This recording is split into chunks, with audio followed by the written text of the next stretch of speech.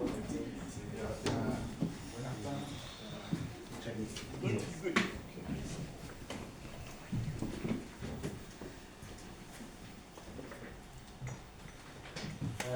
evening, everybody.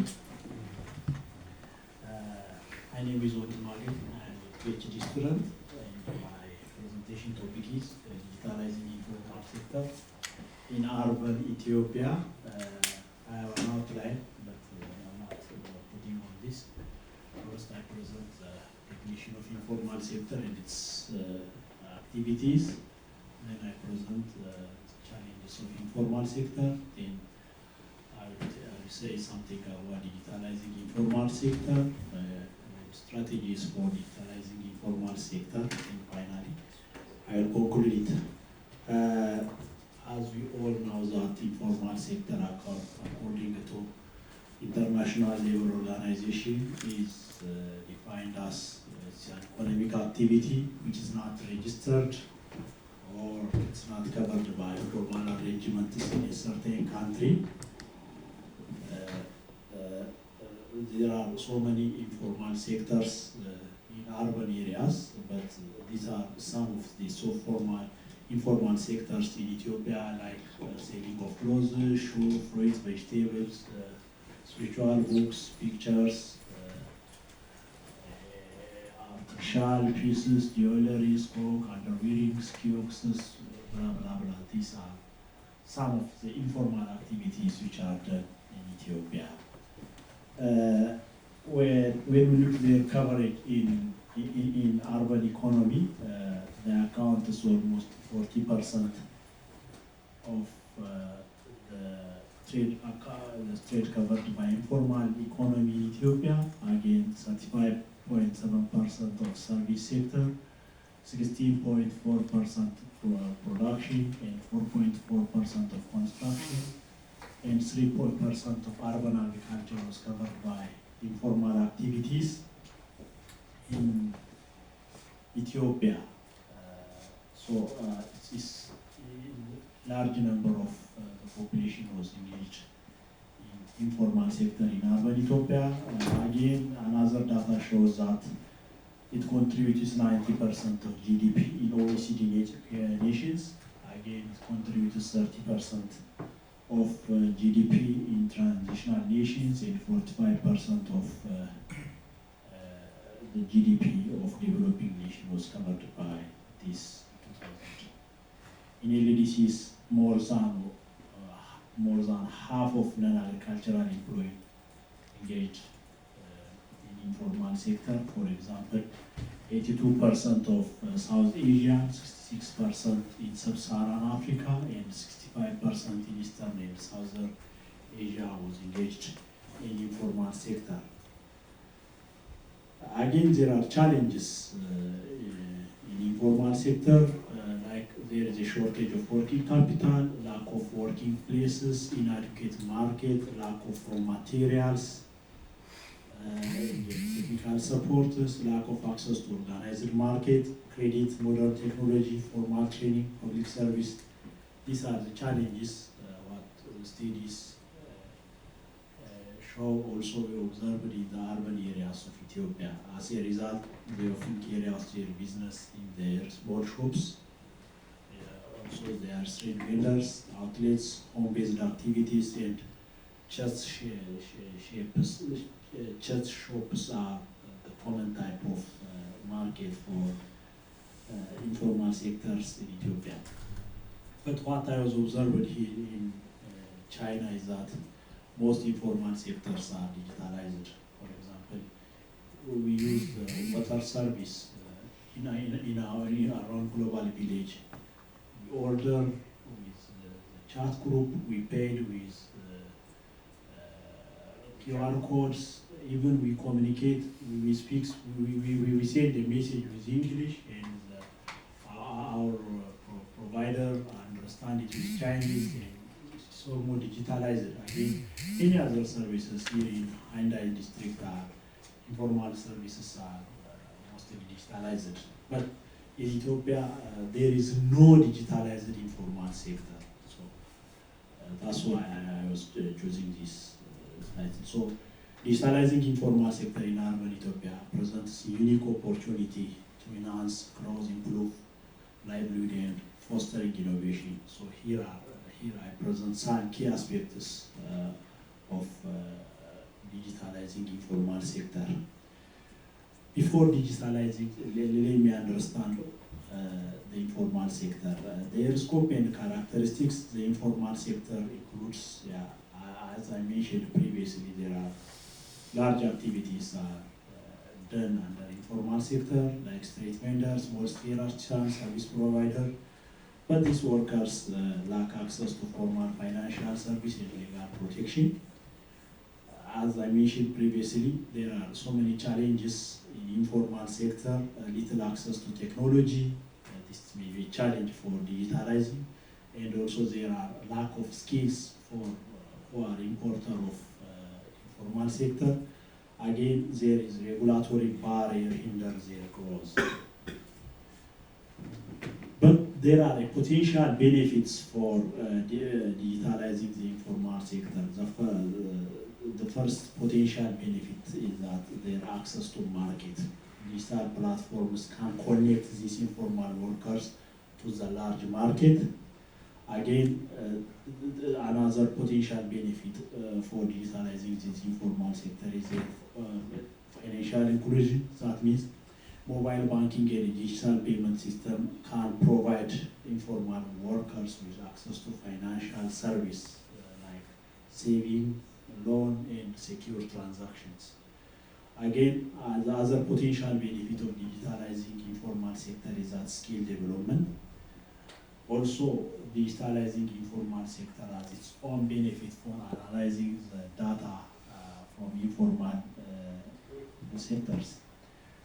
So when we are thinking about digitalizing informal sector, we have to consider these issues, especially infrastructure development, partnership, awareness and training. Again, adjusting supportive policies for these informal sectors are very critical during implementing or digitalizing this informal sector. Infrastructures like investing in internet connectivity, mobile network expansion, partnership collaboration with NGOs, tech companies, local governments to create tailored solutions that meet the need of informal workers, awareness creation about launching educational campaign to inform informal workers about digitalizing tools. The other one, supportive policy like advocate for regular framework that recognize and protect informal workers while working digital adoption. There is a case study, success stories about digitalizing informal sector. The most common I find is that the Kenyan one, a mobile money service like ABPS in Kenya have a significant impact on informal sector, informal economies in Kenya. So the other implementation, this must be considered when we are thinking about digitalizing informal economy.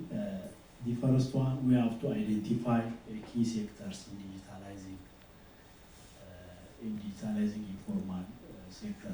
It's difficult to include all informal sectors at the same time, but we have to identify key sectors for digitalizing. For example, retail and street vendor,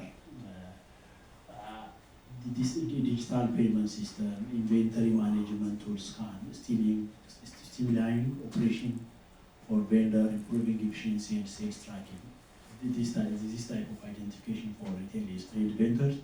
For craftsmen and artisans, e-commerce platform can help artisans for their showcase their products to a wider audience.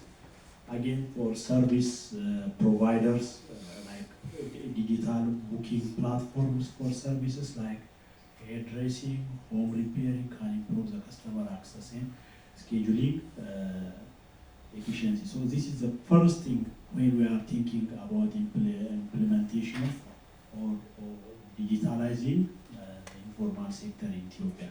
The second one is technological tool. That means mobile app, social media, blockchain solutions are a very crucial issues when we are thinking for digitalizing when we are thinking for digitalizing of informal sectors. But especially blockchain solution, very mandatory. The other one is building trust and community engagement. Here, in technology tools, I said about blockchain solution, which explore blockchain for secure transaction, which could enhance trust and reduce fraud in informal economy. So this is very critical, building trust and community engagement, because most of the informal sector actors, their education level is majority of them are primary school or they are high school. So it's very essential to create or to build trust among these communities, like through peer network, or that means encourage the formation of groups among informal workers to share their experiences, to share their resources, for fostering a sense of community. Again, local champion, identify and train local leaders or successful entrepreneurs with their community who can advocate for digital tools and mentor others. The other one is challenges and solutions must be considered when we are thinking about digitalizing informal sectors. This technology literacy, cost barrier, regulatory hurdles must be considered. The other one is financial solution and innovation. I think microfinances are mostly a main source of capital for informal sectors and micro small enterprises. So this financial solution must be considered when we are thinking about digitalizing informal sector in urban Ethiopia. Partners with microfinance institute to develop digital lending products that cater specifically to the need of their informal workers. Again, saving groups. Encourage the formation of digital savings group where members can pool resources and benefit from collective saving. Other thing is capacity building and continuous learning. As I said previously, majority of the informal sector operators, their education level is less than high school or primary education. So we have to conduct a capacity building and continuous learning for them. Workshop and boot camp. Organize regular workshop focusing on digital skill and business management and entrepreneurship. Again, feedback mechanism must be adjusted. Implement system for informal workers to provide feedback on digital tools, ensure continuous improvement based on user experience. So capacity building is a backbone for digitalizing informal sector. The other one is we have to think on sustainability and scalability of the digital tools. When we are thinking about digitalizing informal sector, as implementation stage, we have to think about the sustainability and scalability. Ensure that digital initiatives are sustainable by involving local stakeholders and creating a business model that can be replicated in urban areas of Ethiopia. Explore partnership with international organizations to bring in funding and expertise for scaling successful pilots. So digitalization is not a one-time event. It's a long time, or it's a lifetime event for informal sectors since we plan to implement it. So sustainability and scalability are very crucial for implementation stage. The other one is monitoring and evaluation. So we have to establish a robust framework for monitoring the progress of digitalization effort, measuring not just economic outcome, but also social impacts such as increased job security and worker satisfaction. Again, we have to regularly adapt strategies based on data collected, ensuring that intervention remain relevant to evolving needs of the informal sector. Finally, by embracing digitalization thoughtfully, urban Ethiopia can empower its informal sector, fostering economic resilience and inclusive growth, engaging local communities, understanding their needs, and creating supportive infrastructure will be essential in making this initiative successfully. So this is my presentation for today. Thank you.